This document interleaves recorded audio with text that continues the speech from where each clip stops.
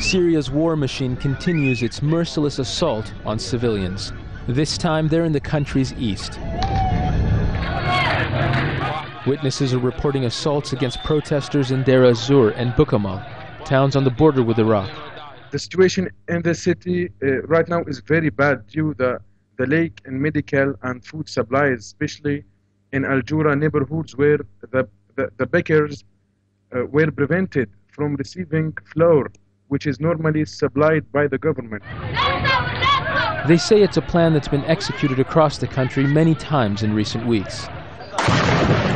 Soldiers in tanks and armored vehicles surround a city for several days before moving in and cutting off roads to block any possible escape. Then, with little warning, they pour shells and gunfire down on entire neighborhoods as snipers pick off mostly unarmed civilians. Sunday's assault on Hama was one of the bloodiest since the uprising began in March. People prayed for their own lives as they tried to pull the lifeless bodies of their friends and family from the streets. These places have all been major gathering points for Syria's opposition movement. These were the streets where protesters held some of the uprising's biggest rallies. Now it's where they're being killed.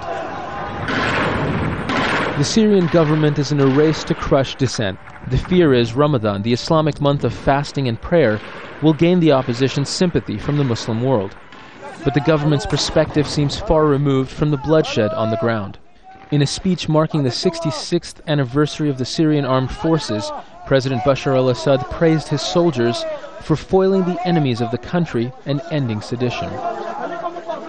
Despite the horrifying violence, there still hasn't been any strong condemnation from the rest of the world about what's happening in Syria. It seems there's no end in sight to how brutal President Assad is willing to be towards his own people. Zain Basravi, Al Jazeera.